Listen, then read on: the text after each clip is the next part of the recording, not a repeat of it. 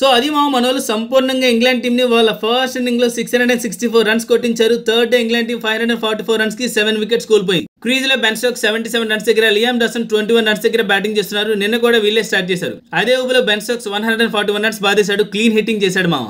Liam Dawson 26 కి out అయినా తన తర్వాత వచ్చిన బ్రైడెన్ కాస్ 47 రన్స్ తో బెన్ స్టోక్స్ కి స్టాండ్ ఇచ్చారు. కట్ చేస్తే ఇంగ్లాండ్ టీం 669 రన్స్ కొట్టి ఆల్అౌట్ అయిపోయింది. 311 రన్స్ లీడ్ కి వెళ్ళిపోయింది. సర్లే మనోళ్ళు వచ్చి బ్యాటింగ్ బాగా చేసి డ్రా చేశారనుకుంటే ఫస్ట్ ఓవర్లోని జైస్వాల్, సాయి సుదర్శన్ 0కి అవుట్ అయ్యారు. దెబ్బకి ఇండియన్ ఫ్యాన్స్ కి ప్యాక్ అయిపోయాయి. తర్వాత వచ్చిన కేఎల్ రాహుల్, శుభ్మన్ గిల్ జాగ్రత్తగా ఆడి కేఎల్ రాహుల్ 87 రన్స్ కొట్టాడు, శుభ్మన్ గిల్ 78 రన్స్ కొట్టాడు.